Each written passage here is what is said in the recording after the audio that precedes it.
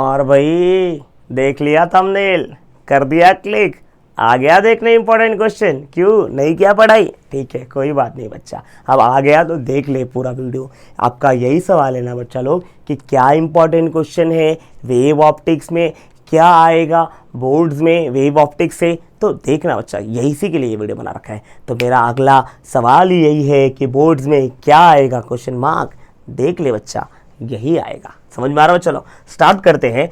ये चैप्टर में important points क्या क्या है। तो इस चैप्टर में थियरी है, ऑलमोस्ट थियरी है, वो थियरी पढ़ के जाओ बेटर होगा। अच्छी थियरी है, समझेगा, जल्दी नहीं बोलोगे, मार्क्स फुल मिलेंगे। तो प्लीज़ वो सारी थियरीज कर लो। चैप्टर बड़ा है, कंटेंट बहुत है, क्वेश्चन भी बहुत होंगे, लेकिन करना अगर चाहते हो बहुत आसानी से, बहुत इजी तरीके से इसको तुम लोग पूरा कर सकता है। तो प्लीज़ करो। मैं आपके सामने हाथ तो नहीं जोड़ेगा, बट खुद के सामने आप लोग खुद ही सोच लो यार, करना है कि नहीं कुछ करना है। बोर्ड्स आ चुका है ना, फरवरी में बोर्ड्स है, अभी तक तुम पढ़ा नहीं, बताओ कैसा होगा तुम्हारा। लेकिन मैं अभी भी बोलता है, अभी भी अगर तुम लोग एफर्ट डालेगा तो अच्छे मार्क्स स्कोर कर सकता है बच्चा लोग। टेंशन लेने की कोई ज़रूरत नहीं, भाई तुम्हारे साथ है। समझ में आ रहा हो? चलो आ जाओ, लेक्चर 1 को मैं स्टार्ट करता हूँ। लेक्चर 1 में मैं क्या क्या इंपॉर्टेंट देना चाहता हूँ वो सारा इंपॉर्टेंट मैं आपको देने जा रहा हूँ। प्लीज आ जाओ, शुरू करते हैं बच्चा लोग। सबसे पहला सवाल, न्यूटन्स की कार्पस्कुलर थ्योरी। मैंने आपको अच्छे से मस्त समझाया था।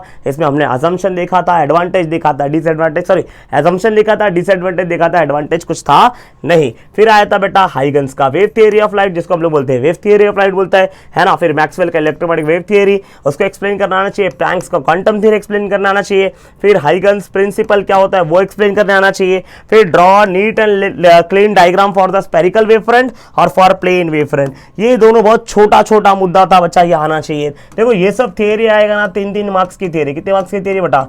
3 मार्क्स की थियरी, 3 मार्क्स की थियरी। ये आया तो 2 मार्क्स की थियरी, और ये पूछा तो कितने मार्क्स में बेटा? 2 मार्क्स में पूछेगा। तो ये सब तो 2-2 मार्क्स का गेम है बच्चा लोग। समझ, हाइगन्स प्रिंसिपल पूछा तो 2 मार्क्स के लिए पूछेगा। कितने मार्क्स के लिए पूछेगा बेटा? 2 मार्क्स के लिए। और ये एक एक ना वेव फ्रंट पूछा ना बेटा, तो कभी कभी ये एक एक इंडिविजुअल पूछा तो 2 मार्क्स के लिए। कितने के पूछा बेटा?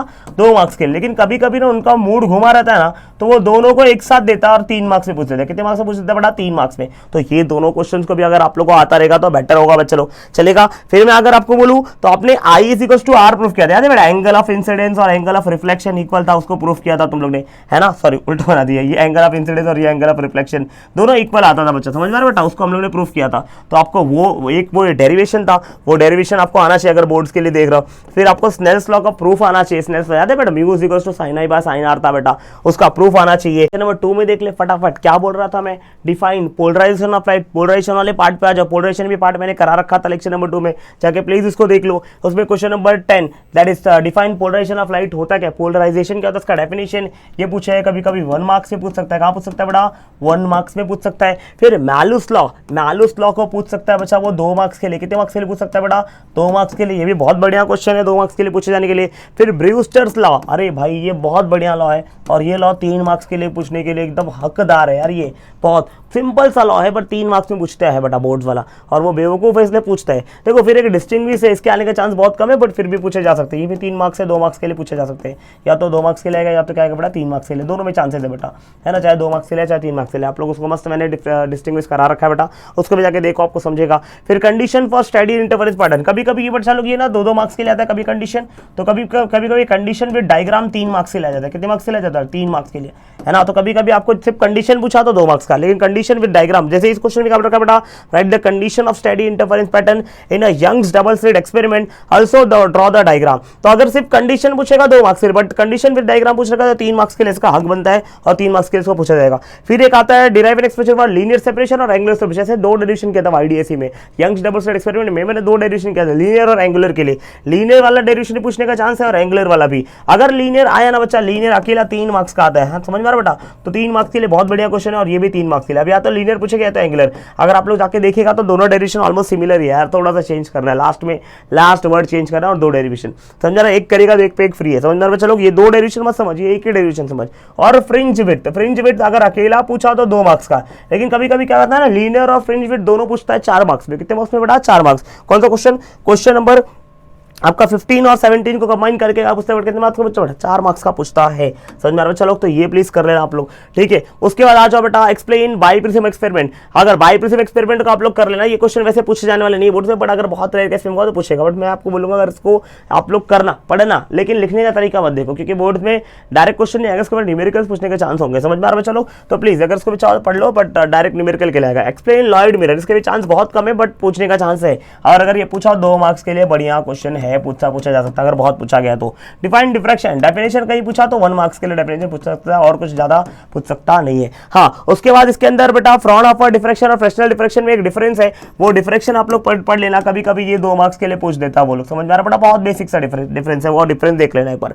फिर उसके बाद अगर मैं आपको बोलूँ डेरिवेटिव रिलेशन, लीनियर सेपरेशन और एंगुलर सेपरेशन, हमने ये इंटरफेरेंस में भी किया था और डिफ्रैक्शन में किया था, और दोनों में दोनों डेरिवेशन सिमिलर ही थे बच्चा। ये दोनों डेरिवेशन पूछने के चांस है। अगर ये पूछा तो भी 3 मार्क्स का पूछ सकता है, और ये पूछा तो भी क्या आएगा बेटा? 3 मार्क्स का ही पूछ सकता है। समझ में आ रहा है बच्चा लोग? तो ये आपको आना चाहिए। और आज लास्ट एक रिलीज क्राइटेरिया, ये भी पूछेगा तो कितने मार्क्स से पूछेगा? तो 3 मार्क्स में इसका भी पूछने के चांस उसके बहुत बढ़िया है, बहुत ज्यादा है। ये तो हुआ सारे क्वेश्चन जो मेरे को आपको बताना था बेटा वेव ऑप्टिक्स में। लेकिन अगर ये क्वेश्चन, ये चैप्टर का आप लोग ऑप्शन में डाल रहे तो आप लोगों को मिनिमम क्या क्या करना चाहिए, अब उसकी बात कर लेते, चर्चा कर लेते। देखो यहाँ पर कुछ क्वेश्चन 2-2 दिखेंगे, बट हैं एक जैसे हैं, तो मिनिमम आप उतना करो तो आपका तो भी काम बन जाएगा। जैसे फर्स्ट लेक्चर में अगर मैं आपको आऊं और फर्स्ट लेक्चर में आपको बोलेगा कुछ कर लो, तो क्या करना बच्चा लोग? यहां से ये डायग्राम और ये डायग्राम दिख रहा है, draw neat and clean diagram, ये दोनों क्वेश्चन कर लेना। समझ में आ रहा है बच्चा लोग? फिर अगर आप लोग और करना चाहो यहां से, तो law of reflection, Snell's law को करना। स्नेल्स लॉ का प्रूफ बहुत बार पूछे जा सकते हैं बेटा, है ना? तो एक बार ये कर लेना बच्चा लोग। और फिर अगर नेक्स्ट पार्ट में आओ तो देखो ये डेफिनेशन है, डेफिनेशन तो कर ही सकता है ना, 1 मार्क्स का डेफिनेशन यार, वो कर लेना। फिर आप लोग ना ब्रूस्टर्स लॉ, हाँ ये वाला क्वेश्चन, ब्रूस्टर्स लॉ वाला क्वेश्चन कर लेना, एक वो क्वेश्चन आपको आना चाहिए। फिर कंडीशन आना चाहिए, और ये देख ये तीनों एक ही टॉपिक है ना? थोड़ा बड़ा चेंज करना और समझ जाएगा। तो ये करेगा, तीनों एक साथ कर ले, इतना कर ले यहाँ पर, अरे है ना बच्चों? इतना कर ले, क्या जाता है तेरा बच्चा लोग? उसके डिफाइन डिफ्रैक्शन, ये 1 मार्क का डेफिनेशन है, ये डेफिनेशन कर ले। और उसके बाद ये भी था 2-2 लाइन का है, ये भी 2 लाइन का कर ले। और फिर ये 22 और 23, ये इतना कर ले। यहाँ से 4 इंपॉर्टेंट दे रहा हूं बच्चा, वेरी इंपॉर्टेंट। अगर आप पूरा स्किप कर रहे हो तो आपको मिनिमम क्या करना चाहिए बेटा? तो भी आपका चैप्टर निकल जाए, तो वो ये इंपॉर्टेंट क्वेश्चन होने वाले हैं। तो टोटल कितने इंपॉर्टेंट क्वेश्चन मैंने दिया बेटा? अगर आप ढंग से देखो, मैंने इस पे यहाँ से 4 दे रखे हैं, बट ये दोनों ना कुछ खास नहीं है बेटा। तो यहाँ से भी कितना है बेटा? 2 ही है। बट मैं आपको बोल रहा हूँ ये 2 नहीं है, 1 ही है। अबे एक लाइन चेंज करना है, खाली 2 डेरिवेशन बन चुके, खाली 2 अलग अलग तरीके से आता है ना? देखो बोर्ड स्टफ नहीं है, उसका पूछने का तरीका अलग है, जो पूछा है वो लिख लो आंसर, है ना बच्चा लोग? है ये एक ही topic, linear separation, angular separation, separation निकालना, बट इसको पूछता अलग अलग तरीके। तो वो ये आपको देखना चाहिए 2, लेकिन 2 नहीं है, एक ही टॉपिक है। और ये जो छोटी छोटी थियरी यार, 2-2 लाइन की यार, ये 2-2 लाइन की थियरी नहीं पढ़ सकता तुम लोग, अरे है ना? इतना तो कर ले, है ना? तो यहां से अगर मैं आपको बोलूं तो लिख रहा है 4, बट एक्चुअली में समझ 1। समझना चलो, यहां से देख कितना दिख रहा है बेटा? पोलराइजेशन, ये एक छोटी सी लाइन है, थियरी है, खाली वो थियरी पढ़ ले बेटा, खत्म कर इसको। फिर ब्रूस्टर्स लॉ आपको आना चाहिए। ब्रूस्टर्स लॉ ये बढ़िया, ये 3 मार्क्स के लिए बढ़िया क्वेश्चन है चलो। और फिर ये कंडीशन, एक छोटा सा ये पार्ट ये कर ले। फिर ये दोनों सेम ही है, ये तीनों एक्चुअली में सेम है। तो 1, 2 और 3 पार्ट मैंने यहां से समझा रखा है बेटा, आपको छोटा छोटा पार्ट बता रहा हूं। अभी इतना नहीं करेगा तो फिर क्या करेगा यार? फिर नीट लेवल डायग्राम और स्नेल्स लॉ, अगर स्नेल्स लॉ आपको आता रहेगा ना चलो, तो आप लोग ट्राई करना। अगर इसमें और अगर एक क्वेश्चन मेरे लेकर सकते हो ना बच्चा लोग, तो एक ये कर देना, इतना कर दिया ना बच्चा लोग, इस चैप्टर का बस हो गया यार, इतना इंपॉर्टेंट कर लो यार, बस हो गया, ये चैप्टर भी आपका निपट जाएगा। समझ में आ रहा है बच्चा लोग? ये था आपका वेव ऑप्टिक्स, है ना? ये क्या था? Wave optics. बोर्ड में क्या आएगा देख ले भाई, ये आएगा, ये कर लिया, बस हो गया। समझ रहा बेटा, है ना? तो मिलते हैं। इसके पहले भी आपको मैंने 3 चैप्टर के इंपॉर्टेंस दे रखे, अगर नहीं देखे तो वो भी जाके देखो, चैनल पे आओ, लाइव लेक्चर जाओ, सारे के सोल्यूशन मैंने अच्छे तरीके से एक एक करके, है ना? हर लेक्चर मैंने देखो लेक्चर वाइज लिख रखा था, लेक्चर नंबर 1 में इंपॉर्टेंट, लेक्चर नंबर 2 में, क्योंकि एक्चुअली मैंने पूरा चैप्टर पढ़ा है, बट लेक्चर में डिवाइड करके पढ़ा है। तो आप लोग हर लेक्चर में जाओ और वो इंपॉर्टेंट क्वेश्चन जो भी है वो देखो। अगर आपके जो मैंने क्वेश्चन लिख रखा है उसका सोल्यूशन आपके पास है, उसका आंसर आपके पास है, वो क्वेश्चन आपको आता है, कोई जरूरत नहीं देखने की। समझ रहे हो बेटा? वीडियो देख के टाइम पास मत कर, मुझे कोई व्यू की जरूरत नहीं है ना? लेकिन अगर आपका सोल्यूशन नहीं है, आपका उसका आंसर नहीं, आपको नहीं समझ में आता है कि वो टॉपिक क्या है, कैसे लिखना है, क्या लिखना है, तो आप लोग प्लीज जाओ, सीधा उस वीडियो में जाओ, डिस्क्रिप्शन में जाओगे, जैसे डिस्क्रिप्शन में जाओगे तो टाइम स्टैम्प लिख रखा है, हर एक टॉपिक कौन सा टाइम से स्टार्ट हो रहा है, सीधा उस टाइम पे ऐसा क्लिक कर और सीधा वही पार्ट ओपन होगा जो तुझे चाहिए। समझ में आ रहा है? चलो, तो आपको जो भी टॉपिक चाहिए हर लेक्चर में जाओ, जो टॉपिक चाहिए साइड में मेरा टॉपिक लिख रहा है, टाइम लिखा है, वो टाइम पे क्लिक कर, सीधा वहीं से स्टार्ट होगा वीडियो और उतना पार्ट देख और खत्म कर। समझ रहा है? ज्यादा टाइम वेस्ट मत कर, बोर्ड नजदीक है, मेहनत बहुत करना है, बट प्लीज स्मार्ट वर्क करना है, हार्ड वर्क बहुत ज़्यादा नहीं करना है, हार्ड वर्क के साथ स्मार्ट वर्क करो, कंबाइन करो, आगे बढ़ो, खुश रहो, मज़े करो। जय हिंद, जय भारत, जय महाराष्ट्र।